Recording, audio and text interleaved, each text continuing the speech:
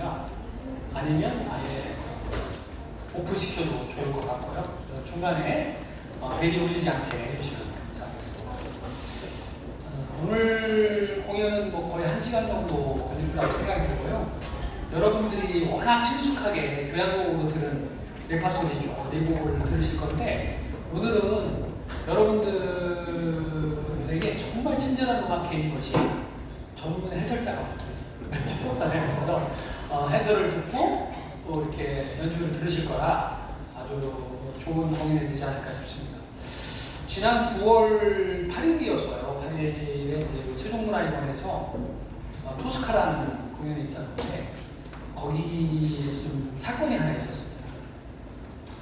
그 공연 중에 테너가 김재영 씨가 우리 이제 아리아 별은 빛나고만을 부르고 있었는데 너무 좋으니까 관객들이 계속 앙코를 한 거예요. 그러니까 오페라 중인데도 불구하고 앙코를 받은 거예요. 그랬더니 그 상대 배역인 테너 여성 가수가 누구였냐면 안젤라 게우르라는 분인데, 이분이 노래하는 중간에 튀어나와서 이거는 리사이틀이 아니다, 퍼포먼스다, 나를 좀 존중해달라 이래가지고 연주가 더 멋진 거예요. 그리고 이제 공연이 되긴 했는데 이걸로 뭐 정말 시끄러웠어요. 한 달 동안 책임이 누구한테 있었냐 막 이랬는데, 되게 오페라 할 때는 앙코를 잘 안 하잖아요. 그런데 어쨌든 그런 일이 있었습니다. 우리는 있잖아요. 중간중간 막 박수 쳐도 되고 앙코를 막 하셔도 됩니다. 그런 사건이 있었던 9월이었습니다. 한가위는 잘 보내셨어요? 네. 그때까지도 많이 더웠어요. 더위가 이제 습하고 더우니까 에어컨 해결이 안 돼서 제습기를 같이 켜야 되는 그런 상황이었는데요. 조금 낮은 것 같습니다. 이제는 뭐 저녁에는 좀 선선해서 새벽에는 좀 오히려 추위를 느낄 정도 같습니다. 이제 공연을 시작하게 될 텐데요. 오늘 공연하는 팀은 에르스 피아노 앙상블입니다. 이분들의 연주를 들으시고 한 곡 끝나면 좀 박수를 좀 아주 지구가 떠나라고 그렇게 이스라엘에서 헤라파트 그쪽에다가 무슨 막 미사일 쏘냈잖아요. 그거보다 더 세게, 이 비유가 적절하지 않네요. 네, 그렇게 좀 해주시면 감사하겠습니다. 7시가 됐을까? 됐습니까? 그러면 지금 시작할 건데요. 해설자를 먼저 모시고 해설자가 이제 연주자를 모시는 걸로 하겠습니다. 우리 해설자님 큰 박수를 모시겠습니다.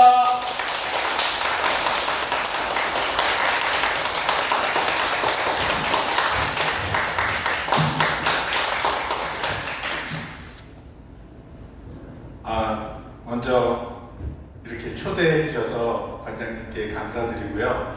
또 오늘 저희 아르스 피아노 앙상블 연주에 와주신 모든 분들께 감사 인사드리겠습니다.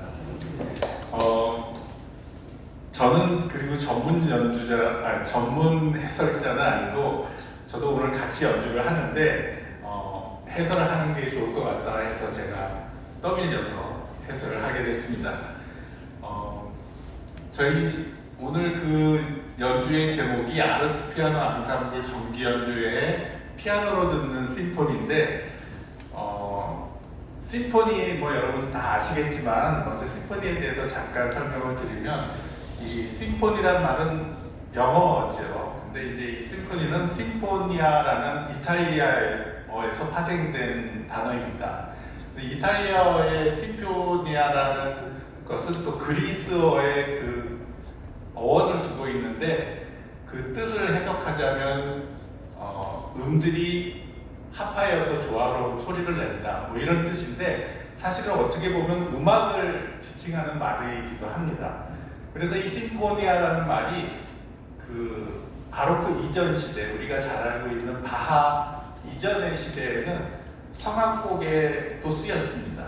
그 시대에는 기하음악이 발달을 하지 않아서 기하음악을 단독으로 연주하는 경우가 별로 없었어요. 그래서 그 시기에는 이제 성악곡들, 이제 사실 주된 거였고, 특히 그 중에서도 가장 규모가 큰 것은 오페라였는데, 오페라를 시작하기 전에 이렇게 서주로서 기악 음악을 연주하는 것들이 독립돼서 생겨난 게 결국은 심포니가 됐습니다. 그래서 이제 그 스타일이 뭐 3악장짜리도 있고 2악장짜리도 있고 이제 서곡들이 그랬는데, 그게 이제 발전을 하면서 제일 그것을 발전시킨 사람은 하이든 모차르트라고 할 수 있고, 베토벤에 와서는 완성을 이루게 되는데, 일반적인 형태로 4악장 구성을 가진 그리고 대규모 오케스트라의 곡을 이제는 심포니라는 말로 부르게 됩니다. 그래서 이제 심포니라는 거가 어떤 작품을 얘기할 수도 있고 어떤 악단을 얘기할 수도 있고 이제 그런 두 가지 정도로 지금은 정리가 됐는데요. 어원은 그렇게 됐다는 걸 여러분 생각하시고, 이 심포니가 이제 처음에는 규모도 작았고 악기도 적은 악기 수였지만 점점 규모가 커지게 되는데, 그런 역할을 담당한 사람 중에 가장 유명한 작곡가가 하이든과 모차르트입니다. 근데 하이든이 보통 별명이 이제 교향곡의 아버지, 그래서 100여 곡이 넘는 곡을 작곡했다고 우리가 알고 있는데, 사실은 모차르트도 한 68곡의 곡을 썼습니다. 그런데 이제 저희가 오늘 들으실 모차르트 첫 번째 작품인 모차르트 40번 교향곡인데, 사실은 일반적으로 출판되는 악보에서는 41번이 마지막 작품이에요. 그래서 그 40곡 정도 썼다고 생각하지만 이제 사람들이 지나고 자꾸 연구를 하다 보니까 잃어버린 작품들도 많고 출판 안 된 작품들도 많아서 전체적으로 한 68곡이 된다고 합니다. 근데 오늘 연주할 곡은 모차르트가 마지막으로 쓴 3개의 유명한 작품 중에 두 번째 곡인데, 이 곡의 특징은 단조로 되어 있다는 거예요. 근데 그 많은 작품 중에 단조로 된 심포니가 한 3개 정도 된다는 거예요. 근데 오늘 들으실 곡은 큰 4단조라고 하는데, 작은 4단조, 큰 4단조랑 이렇게 구별하기 위해서 그런데 두 곡 다 너무나 유명합니다. 그래서 모차르트 심포니 중에서 가장 유명한 작품이 아마 이 40번 나단조 심포니일 거예요. 근데 특징이 이 심포니에는 팀파니하고 트럼펫이 없어요. 그래서 뭔가 강렬하고 힘이 넘치고 이런 것보다는 약간 애절하고 닥쳐오는 운명을 모차르트가 고통스러워하는 그런 느낌이 강한 곡입니다. 그래서 여러분들이 그런 느낌을 이 곡을 들으시면서 이렇게 캐치하실 수 있으면은 더 즐거운 연주가 될 것 같습니다. 그리고 이 심포니 1악장은 대개가 이제 소나타 형식으로 되어 있는데, 중요한 거는 주제가 2개 나온다는 거예요. 그래서 대조되는 두 개의 주제를 여러분이 이렇게 찾아보실 수 있으면 그게 또 다른 재미가 될 수 있을 것 같습니다. 그러면 첫 번째 곡 모차르트의 심포니 40번 1악장 감상하시겠습니다.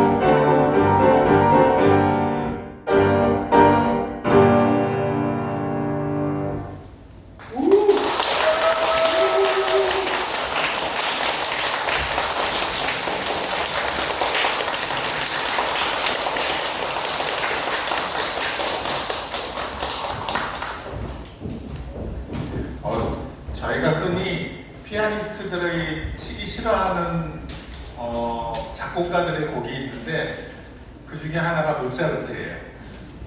왜냐하면 너무나 음악이 깨끗해서 뭘 어떻게 감출 수가 없어서 연주하는데 굉장히 어려움을 느낍니다. 그리고 두 번째가 베토벤이에요. 다음 곡이 어떻게 또 베토벤이네요. 베토벤의 곡은 연주자가 만들어내지 않으면 아름다움을 주기가 어려워요. 그 모차르트의 음악 세계는 음악은 아름다워야 한다는 게 깔려 있어요. 그 고전 시대에. 그리고 어떤 형식적인 게 굉장히 중요하게 여겨졌던 시대였기 때문에 그게 더 그럴 수도 있는데, 베토벤이 음악에서 바꾼 게 있다면 음악은 아름다워야 한다는 그 생각을 버린 거예요. 음악을 아름답기보다는 내 느낌을 표현하겠다라고 한 게 베토벤이고, 그래서 그 낭만 시대가 시작됩니다. 낭만 시대는 감정이 형식보다 훨씬 중요하죠. 이제 다음 들으실 곡은 그 교향곡을 완성시킨 베토벤의 9개의 작품 중에서 5번째 곡 운명인데, 아이러니하게도 이 운명 교향곡의 운명은 베토벤이 만들어낸 단어는 아닙니다. 이 베토벤이 그 제자가 아닌 비서가 있었는데 쉰들러라는 사람이에요. 근데 이 사람이 베토벤의 사후에 그 유품들도 다 정리하고, 살아있을 때도 물론 비서 역할을 했지만 그런 역할을 했어요. 그러니까 재산, 그 다음에 작품, 뭐 편지 이런 것들 정리하는 그런 역할을 했었는데, 근데 이상하게 이 사람의 말을 그 전문가들은 잘 안 믿었어요. 그러니까 약간 좀 허풍이 심했던 것 같아요. 그래서 이 사람이 그 운명이라고 한 이유가, 베토벤한테 이 곡의 시작에 대해서 물어봤더니 운명은 이렇게 문을 두드린다 라고 설명을 했대요. 그런데 이제 그 말을 사람들이 안 믿어요. 안 믿고 오히려 일본 사람들이 그 말을 믿어서 운명이라는 그 타이틀을 붙였어요. 그러니까 베토벤이 살아있을 때 자기가 제목을 생각해내지는 않았지만 출판업자가 권유해서 이거는 이런 제목을 붙이면 어떨까요 해서 그렇게 하십시오. 그래야 더 많이 팔릴 것 같으니까 그런 적은 있지만, 이거는 그것도 아니고 그냥 동양권에서, 그래서 일본과 우리나라는 너무나 이걸 운명교향곡을 알고 있지만 오히려 서양에서는 그냥 5번 교향곡 아니면은 C 마이너 교향곡 이렇게 얘기합니다. 근데 요새 동양음악이 하도 발전하고, 우리나라 특히 요새 뭐 세계를 제패하고 있으니까 오히려 서양권에서 그 운명이라는 이름을 따라가기 시작했어요. 그런 거에 있어서 뭐라고 그러죠? 하여튼 그렇게 된 역수출하는 그런 결과를 낳은 곡인데, 그렇지만 이 처음 시작하는 따따따따 하는 이 모티브는 수없이 다른 작곡가들이 모방을 합니다. 그러면서 이것이 운명을 나타낸다. 뭐 음악을 표현하는 데 있어서 운명만큼 중요한 주제가 어디 있겠어요. 그래서 너무나 많이 그 묘사되는 곡이고, 그리고 베토벤의 가장 유명한 작품이기도 하죠. 여러분들이 이 곡을 들으실 때는 사실 그 모티브 자체는 그 전에 모차르트나 하이든도 사용했을 수 있어요. 어느 곡에선가. 그런데 그 단순한 모티브, 동기를 가지고 어떻게 이렇게 곡을 확장시키는지 그 놀라운 그 작곡 능력도 감상해 보시면 좋고, 이 곡은 1악장은 단추로 시작하지만 마지막 악장은 장조로 끝납니다. 그래서 이렇게 듣기에 어려운 운명을 개척해 나가서 운명과 싸워 이긴다라는 어떤 환희를 주는 그런 기쁨이 있어요. 그래서 여러분이 기회가 되시면 가셔서 4악장을 들어보시면 인생이 이렇게 끝나면 좋겠다 하는 어떤 그런 느낌, 베토벤의 느낌을 받으실 수도 있을 것 같습니다. 그러면 정말 어려운 운명 교향곡 들어보시겠습니다.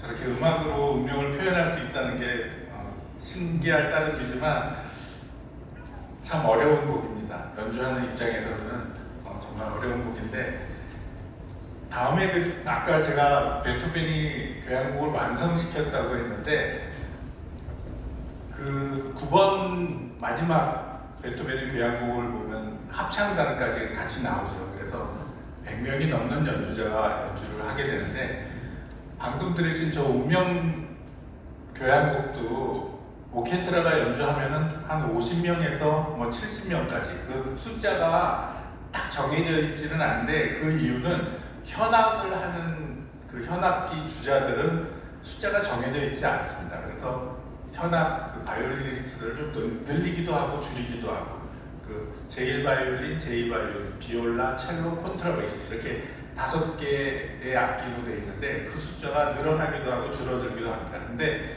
관악기들은 주자가 정해져 있습니다. 플룻 둘, 오보둘, 클라둘 이렇게 숫자가 정해져 있어서 그거는 늘어날 수 없어요.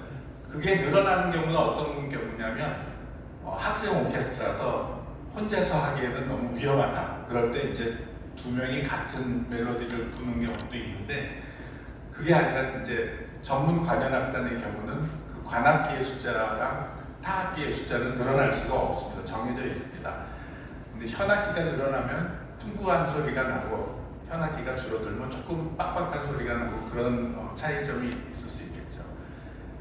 근데 그 말씀을 드린 이유가 이 지휘자가 보는 악보에는 모든 악기들이 다 있습니다. 그러면은 그 악기 종류가 많은 경우는 그러니까 이 모선이 20개가 넘어가는 경우도 있어요.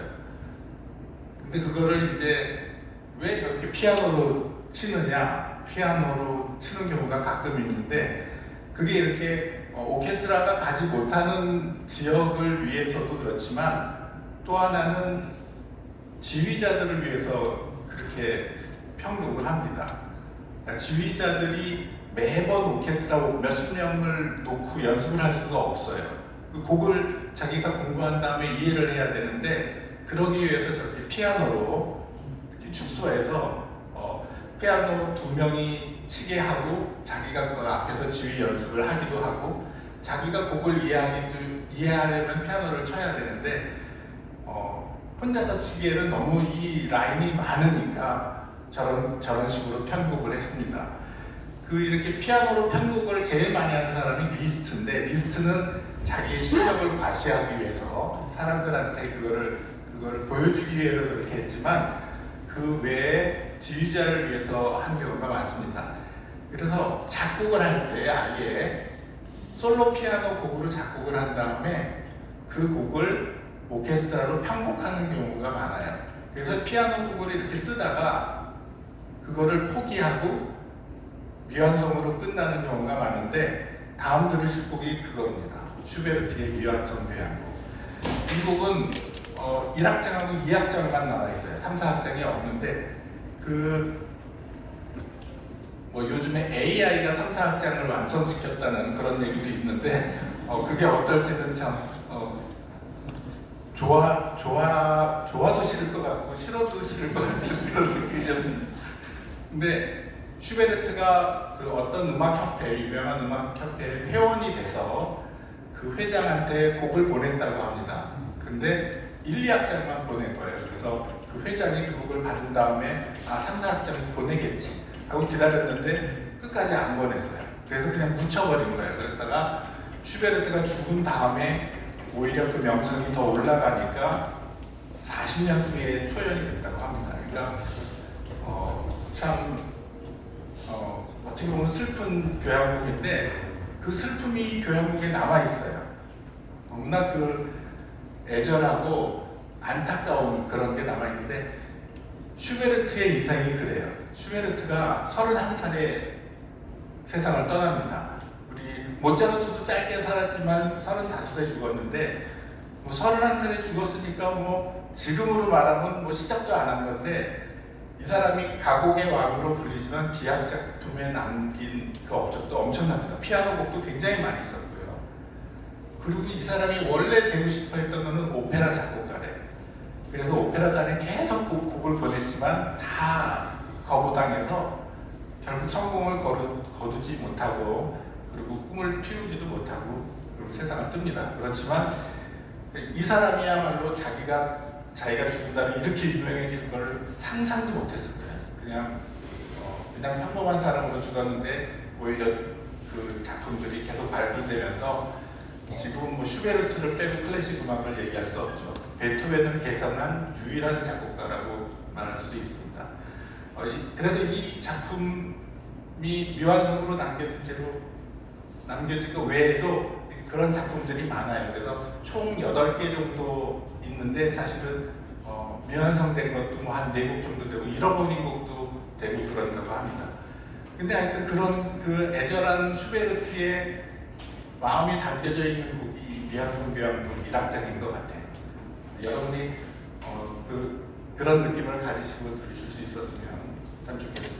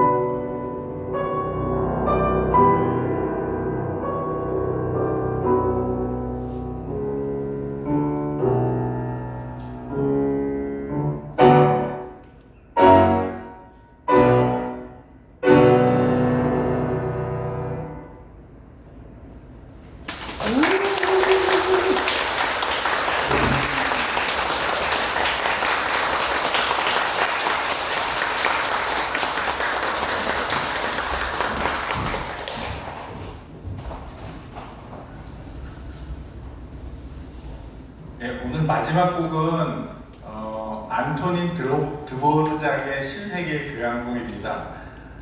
이분은 체코 태생의 작곡가인데 그 공부를 프라하에서 했어요. 그래서 체코에서 벗어나지 않고 일생을 살았습니다. 왜 그렇게 말씀하시냐면 이 당시에 음악의 중심은 독일이었기 때문에 대개 이제 클래식을 작곡을 공부하는 사람들은 독일 쪽으로 유학을 많이 갔습니다.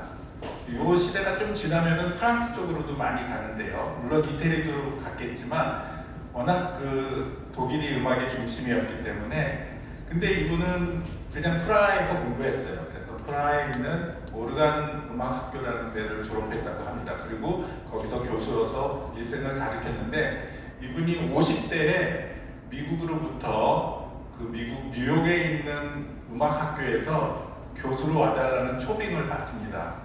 그래서 얼마나 고민을 하셨겠어요, 50이 지나서. 근데 그 연봉이 프라하에서 받던 거에 25배였다고 합니다. 그러니까 뭐 고민 끝에 가기로 결정을 하셔서 미국으로 가시게 됩니다.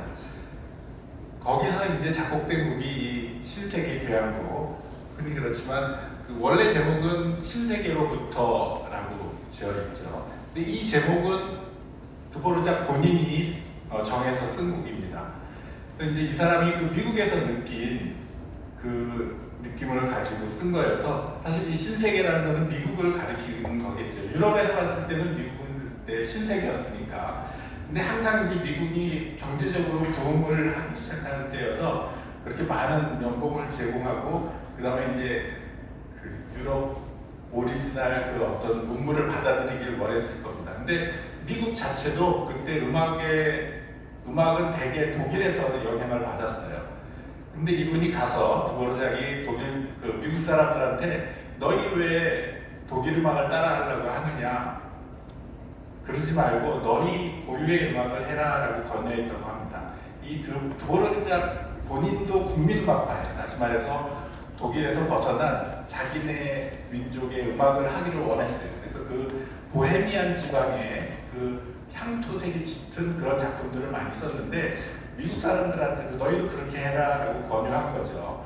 그러면서 그렇다면 미국의 그 고유한 음악이 뭐가 없어서 이 사람이 제안한 게 그 인디안의 음악과 그 다음에는 흑인 영가 아니면은 그 지금으로 말하면 재즈 같은 거죠. 그런 것들을 하라고 제안을 했고 미국 사람들이 뭐 그 제안을 꼭 받아서는 아니겠지만 미국 음악의 가장 중요한 요소가 재즈가 되고 그 다음에 인디안의 향토색이 짙은 음악이 나옵니다.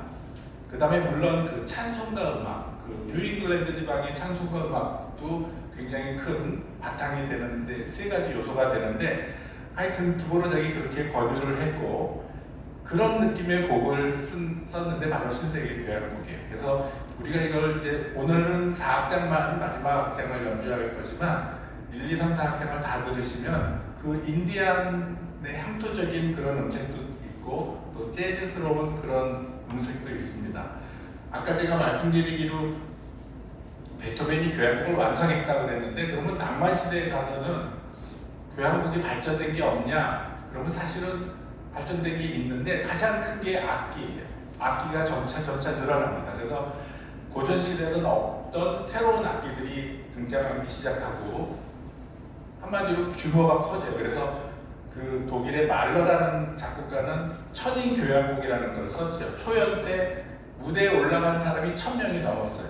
합창단도 800명이 넘고 교향악단도 한 170명 되는 사람들이 올라가서 했다고 하니까 그 악기 수, 가지 수도 많이 들었는데 드보르작 작품도 악기가 굉장히 많이 늘어났고 특히 그 잉글리시 혼이라는 게 쓰이는데 그게 2악장에 쓰여서 4악장에서는 들을 수 없는 게 아깝지만 제가 이 말씀을 드리는 거는 피아노라는 한 악기로밖에 못하니까 저희가 여러 악기를 표현하는 게 굉장히 어렵습니다. 여러분의 상상력을 동원하셔서 저건 무슨 악기일까? 저건 무슨 악기일까? 이렇게 생각해 보시는 것도 꽝꽝꽝 치는 거는 타악기일 것이고 아주 부드러운 거는 현악기일 것이고 뭐 하여튼 이렇게 여러분이 상상해서 들어보시는 것도 좋을 것 같아요.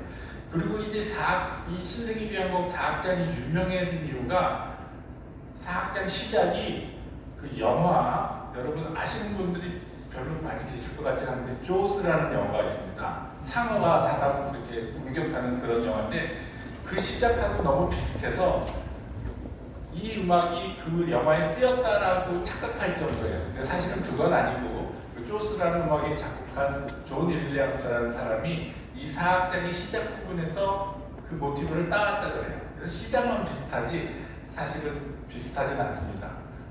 그래도 한번 그 시작 부분을 잘 유의해서 들어보시면 좋을 것 같습니다. 오늘 사실 저희 젊은 연주자들 이렇게 모여서 연주하는 게 저희 연주하는 저희도 너무 기쁘고 본인들한테도 아주 즐거운 시간이었을 것 같은데 저희 앵콜곡이 하나 있으니까 끝나고 여러분들 박수 꼭 쳐주시고 격려해 주시기 바랍니다.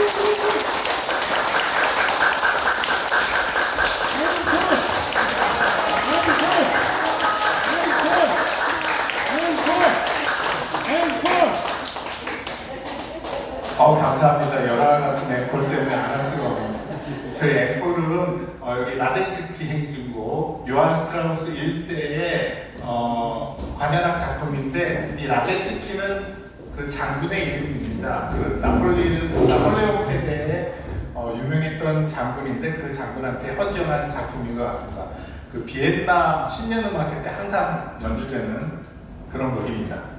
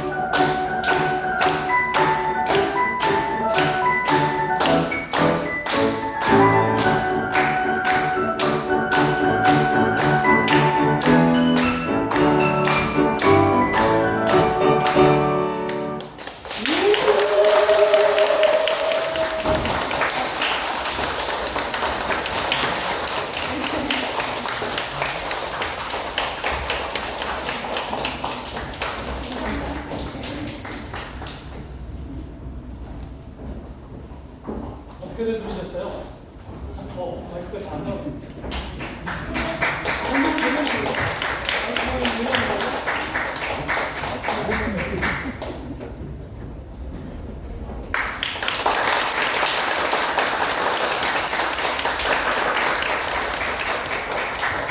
아주 들으셨죠? 네. 좋았습니까? 네. 한 분 한 분 소개드려야 되는데 저희 오늘 음악 소개하는 거 보기에는 연주자들이 다 나와 있거든요. 괜찮아, 없이 해도 될 것 같아요. 같이 이렇게 박수를 쳐도 좋지만 한 분 한 분 너무 고생하고 수고했으니까 한번 좀 박수를 좀 보내보도록 하겠습니다. 홍유리님. 네.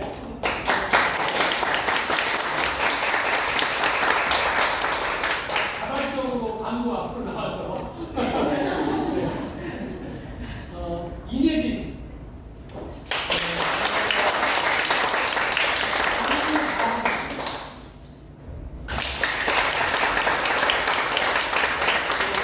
저도 피고 싶어가지고 달려있어요. 그러니까 더 많이 박수를 보내주세요. 김효진님.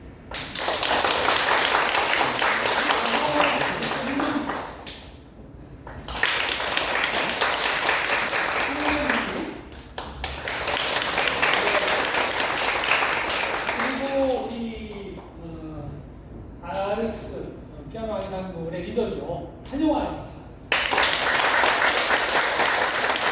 안상물을 지도하시고 감독하신 음악 감독님 이준형님.